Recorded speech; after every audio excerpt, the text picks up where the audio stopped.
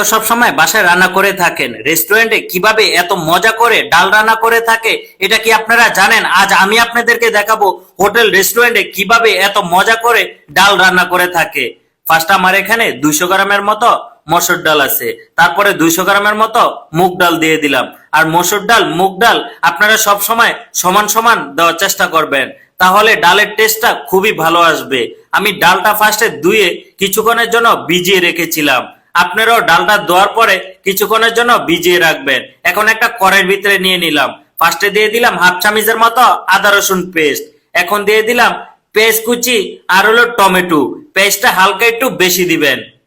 এখন দিয়ে দিলাম স্বাদ অনুযায়ী লবণ, লবণটা আপনাদের স্বাদ অনুযায়ী আপনারা দিয়ে দিবেন। তারপরে দিয়ে দিব এলাচ দারচিনি তেজপাতা, একেবারে অল্প অল্প করে। আমার এখানে কিন্তু একটা দুইটা করে এলাচ দারচিনি তেজপাতা দিয়েছি জাস্ট ফ্লেভারের জন্য। তারপরে দিয়ে দিব সয়াবিন তেল, আমার এখানে 50 গ্রামের মতো সয়াবিন তেল দিয়ে দিলাম। তারপরে দিয়ে দিলাম 1 চামচের মতো হলুদের গুঁড়া, এখন দিয়ে দিব 1 চিমটি মরিচের গুঁড়া। তারপরে খুবই ভালো করে মিক্স করে নিব। এভাবে মিক্স করে তারপরে আপনারা পানিটা দিয়ে দিবেন। আমার এখানে প্রায় 1.5 কেজির মতো পানি দিয়ে দিলাম। আর পানিটা ফার্স্টে আপনারা কম দেওয়ার চেষ্টা করবেন, কারণ অনেকক্ষণ জাল দিয়ে আপনারা ডালটা ফার্স্টে মাখা মাখা করে নিবেন, তারপরে আপনারা পানি দিবেন। মানে ফার্স্টে পানিটা অবশ্যই আপনারা কম দিবেন, তাহলে কিন্তু ডালের টেস্টটা খুবই ভালো আসবে। আমি কিন্তু পানিটা কম দিয়ে ডালটা একেবারে মাখা মাখা করে নিয়েছি। তারপরে এখন একটা মিক্সার দিয়ে ভালো করে মিক্স করে নিব, কারণ ডালটা যত ভাঙবে তত কিন্তু ডালের টেস্টটা খুবই ভালো আসবে। আর ডালটা অবশ্যই আপনারা আগে থেকে ভালো করে সিদ্ধ করে নিবেন। এখন দিয়ে দিলাম অল্প একটু জিরার গুঁড়া, তারপরে অল্প একটু ধনিয়ার গুঁড়া, তারপরে দিয়ে দিলাম পানি।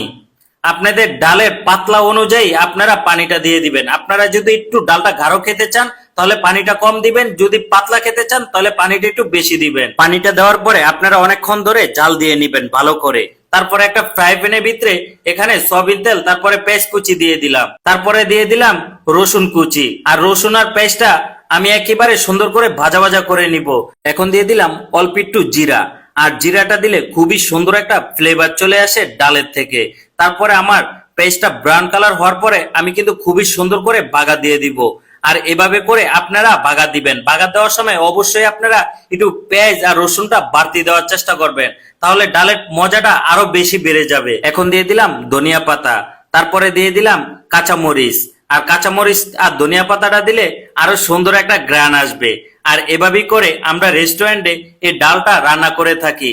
এখন থেকে আপনার বাসায়ও আপনিও খুবই সুন্দর করে রেস্টুরেন্টের অথবা হোটেলের স্টাইলে এই ডালটা রান্না করে খেতে পারবেন। আমার ভিডিওটা আপনাদের কাছে ভালো লেগে থাকলে অবশ্যই একটু লাইক কমেন্ট শেয়ার করে দিবেন।